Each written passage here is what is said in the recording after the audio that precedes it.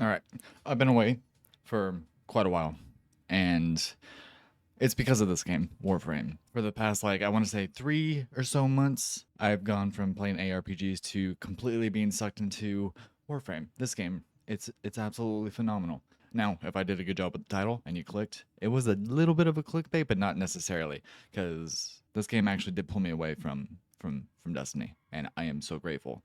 Because for one, you know how in Destiny, with all the expansions that come out, how much they cost, all that kind of stuff, even that yearly thing or whatever. In this game, with every single expansion that gets released, it's free. You don't have to pay a singular dime for any of it. You can literally download it, and since there's going to be a new update coming out on the 27th with a new story, like another little story expansion on top of it, which is still completely free, figured I would make this since I fucking love this game. Now, I bundled this down into 3 simple categories for somebody that's brand new coming into it. When you start this game, it doesn't tell you anything. You get to choose one frame, and frames are what my character is. Pretty nice. But you start in, you don't know what you're doing. There's 2 simple ways to figure out how to progress. When you get into the ship, there's this way over here, which is called your codex. Now, on the quest, track all. The first thing that you want to do is story, because you do have to play through all of the story, through all the story up until Whispers. This is the most recent thing that had come out. Now, from the codex, you also have your navigation, which is at the front of the ship. Now, I know looking at all this, it's gonna be very confusing. It's like, what the fuck am I looking at? Pardon my French. But same thing. You go into your navigation part right here. There's all these planets, but at the top right, you see the new quest. So whatever quest that you're on, boom, it's right there. Super easy and super simple to follow. Now, second thing, and don't worry about what these things are. You don't get those until later, way later on in the game. When it comes to your weapons, this game is very, very different from Destiny. And I'm going to be making a few comparisons to that game because I put over 4,000 hours into that game, where I have 300 into this one. Well, actually, a little over 300. I would have to look. But your mods for weapons. Now, don't worry about any of this. I'm gonna try to make this look as simple as possible. Now, first thing, there's these mods right here. Some of them drop randomly, and as you can see at the top right, if I take it off and put it right here where it says 11, if it has a little symbol next to it, because some weapons actually do drop with the symbols on them, or you can do something later on to actually put it on there, but that's a whole nother topic that I won't get into just yet.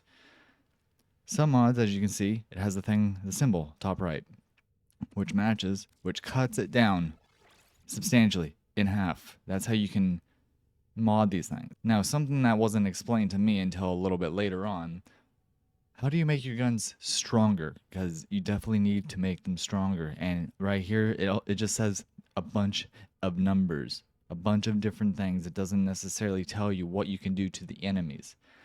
Fastest way you can do that is going over to mods while you're in the weapon part. These are all the mods that I have on this certain gun, and let's see here, it won't let me enhance the mods or upgrade them because they're all fully upgraded. But let's say I wanted to do this one. It's already maxed. I would click on this, and then it would allow me to update it for these things called credits and something called endo, which is something that you're going to need a lot of to upgrade every single one of these. But that right there is how you would increase the potency of the mods that you have on your weapons. Now, something that I need to preface. This game is a slow burn when it comes to the story. It doesn't pull you in necessarily until Nata / the Second Dream. I won't go into what any of that is. I will let you experience that for yourself, because as soon as I got to the second dream right here, everything fucking changed. I mean, I was pulled in. I couldn't sleep. I wanted to know what happened next. And then you get to Whispers, and oh my god, one of the best songs I have ever heard is in this. If you want to try it, it's free. You don't have to spend a singular dime on the game. I recommend it. It doesn't have any of the raids or whatever like Destiny does. I understand.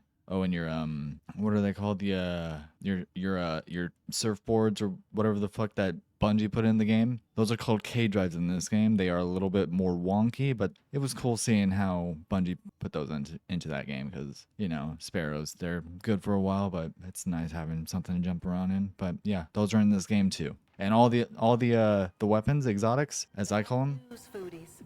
The corpus are scrapping plans to bioengineer food from hazardous waste. Diners reported everything tasted like vermink, then exploded. Back to the lab, you crazy kids. Thank you for that exhilarating commentary. But back to what I was saying. The guns that you get in this game, the grind is definitely still there for that, but they actually feel exotic. There is power creep, yes, but the devs aren't afraid of the power creep and they don't nerf the power creep. Take that as you will. I will catch you next time. I just wanted to make this quick and short thing because I love this game. I'm addicted to it and it made me uninstall Destiny after so long.